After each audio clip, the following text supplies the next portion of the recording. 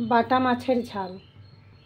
বাটা মাছ ভালো করে ধুয়ে নিয়ে নুন হলুদ দিয়ে মাখিয়ে সর্ষের তেলে হালকা করে ভেজে নিয়েছি।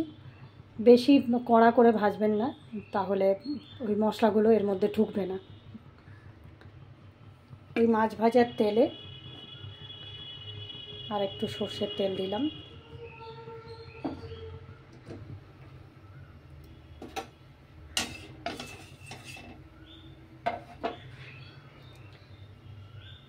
তেল আর কড়াই দুটোই গরমে আছে। কালো জিরে দিলাম,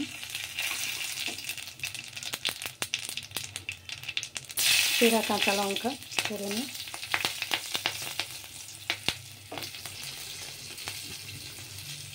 এবার দিয়ে দিচ্ছি এর মধ্যে সর্ষে গুঁড়ো, হলুদ গুঁড়ো, লঙ্কা গুঁড়ো আর নুন দিয়ে একটা পেস্ট করে রাখা আছে, সেটা দিয়ে দেবো।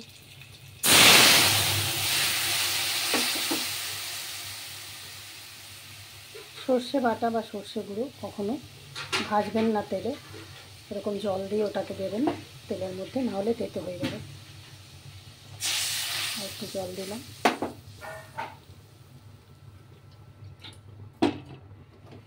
জল মনে হচ্ছে আর একটু দিতে হবে,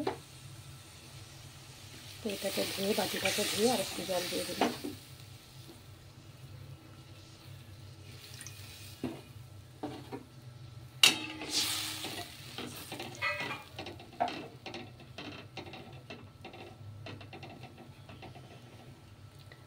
একটুখানি এই ভাতের ফ্যান অল্প একটু দিয়ে দিচ্ছি, কারণ তাহলে ঝোলটা একটু গাঢ় হবে, সেই জন্য।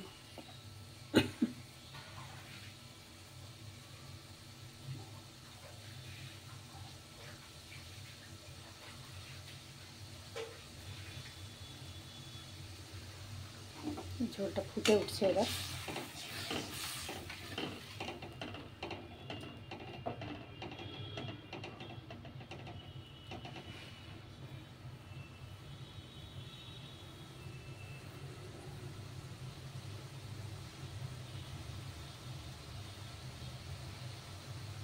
ফুটতে একটু সময় লাগছে।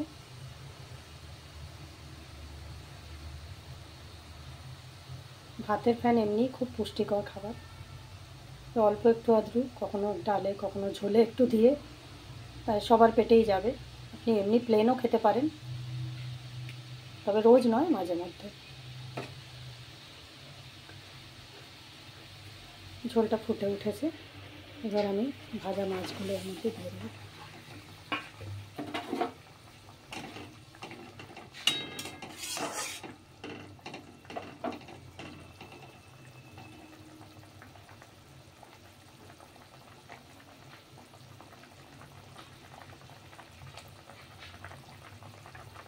মাছটাকে অন্তত মিনিমাম 5 থেকে 7 মিনিট একটু ফোটাবেন ওই ঝোলটার সাথে, তাহলে ওই ঝোলের মশলাগুলো মাছের ভেতরে ঢুকে যাবে।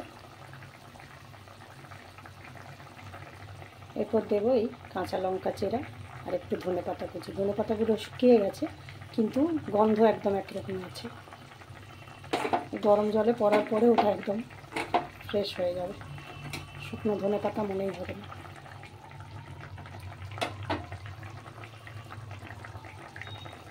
ব্যাস, এটা হয়ে এসছে।